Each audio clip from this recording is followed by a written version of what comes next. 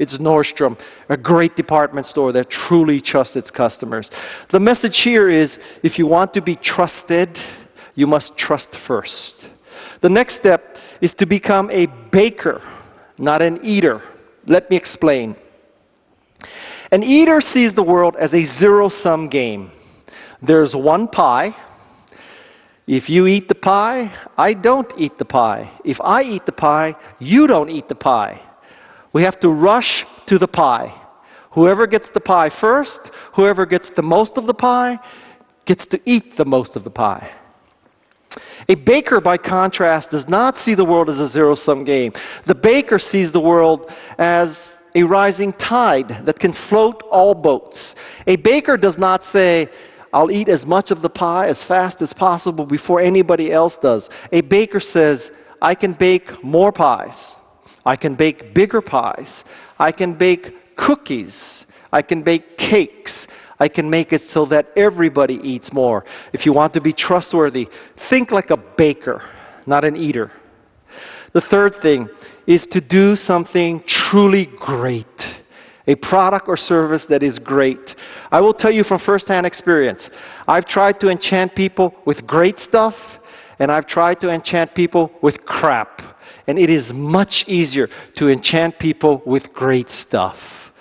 So I came up with an acronym to describe what is great stuff. The 5 qualities are DICE, D-I-C-E-E. The D in DICE stands for depth.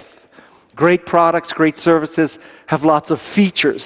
There's lots of functionality. As you come up the power curve using a great product or service, you do not run out of power. As you become more sophisticated, the product grows with you. Great products are deep. Great products are also intelligent. When you look at them, you say, somebody truly understood my problem. Somebody truly understood my pain. The product is intelligent. The C stands for complete. A great product or service is not simply the physical manifestation of that product or service. It's not simply the car. It's not simply the steel and the glass and the rubber and the leather. It's the totality of the BMW experience, the service, the support, all the good stuff that comes with a BMW, not simply the car. The E stands for empowering. Great products and great services empower you. They make you feel more creative and more productive. They don't fight you. This is the key to a Macintosh. A Macintosh does not fight you. A Macintosh makes you more creative and more powerful. It empowers you. It doesn't fight you and limit you. Great products empower people. And finally, great products are elegant. They are thin. They are beautiful. They work in an intuitive way. So, if you want to enchant people, do something dicey, deep, intelligent, complete, empowering, and elegant. The next step is to actually launch your product or service, to ship it. Step number 1, tell a story when you ship your product or service. Tell a story about your personal involvement, that you and your buddy were working in a garage and you thought, why is it that whenever we want to use a personal computer, we have to drive to a large company, we have to drive to a government agency, we have to drive to a university? Surely there must be a better way. Why can't we have a smaller computer, a cheaper computer, a more easy to use computer? Why can't we have a personal computer? So we started Apple. The genesis of Apple. Many companies, as they introduce things, they talk about patent pending, curve jumping, paradigm shifting, scalable, enterprise quality, carrier class products. That's not a story. Tell a personal story of why you came to create this product or service. Second point, sell your dream for this story. You know, when Steve Jobs introduces an iPhone, or introduced an iPhone like this, he did not stand on a stage like this and say to people, today we're introducing the iPhone 4. This is $188 worth of parts, manufactured in China at a company where people are killing themselves all the time. Okay? That's not how he positions an iPhone. He positions an iPhone as a dream of creativity and productivity and coolness and thinness. And there's an app for that. Anything you want it to do, there is an app for that. Sell your dream for your product or service. Next thing is to remove the speed bumps to your product or service. This is a screenshot of something called CAPTCHA.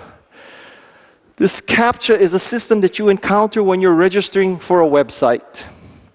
It makes you prove that you're a human being, not a robot. The purpose of CAPTCHA is to reduce the number of customers that you have. It makes you type in those two words. The word on the left is pretty straightforward. It's Holber, H-O-L-B-E-R. The word on the right, however, is problematic. Not too many people know what that word is. And even if you knew what that word was, even if you knew what language it was, not too many people have the right keyboard. The irony of ironies is that in this screenshot of CAPTCHA, that is the Hebrew word for obstacle. What a perfect word for CAPTCHA. It is an obstacle. I know of a more positive example. There's a company in America called Sungevity. Sungevity is in the business of installing solar panels on people's homes. One of the speed bumps in installing a solar panel on your house is that you have to make an appointment for the people to come to your house to measure your roof and do all that stuff. You have to be home, they have to show up. It's a pain in the butt. But what the people at Sungevity have done is remove that speed bump. You go to the Sungevity website, you enter your address. Sungevity uses a satellite photo of your house, mocks up how big the solar panel can be on your roof. From that, it knows how much the solar panel will cost and how much power it can generate. It has removed the speed bump to becoming a customer of Sungevity. You want to enchant people? Remove the speed bumps. The next thing is, in social media, if you truly want to be successful, unless you're a celebrity, you have to provide value. Why do people follow people on Twitter or a Facebook fan page or a Google Plus page? It's because you provide value. If you are a celebrity, fine. You can tell people that you're drunk, that you're at a party, that the line at Starbucks or Nero is long. But if you're not a celebrity, if you're a company, and you truly want to have a social media standing, provide value. One kind of value is information. What just happened? Second kind of value is insights.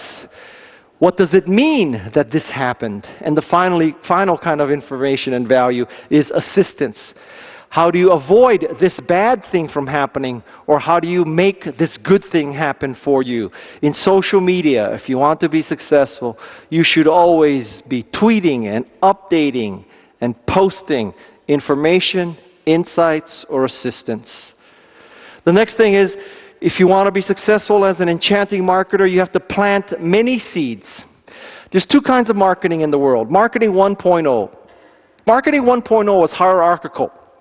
There were these powerful people who work for large organizations. And you tried to be nice to them.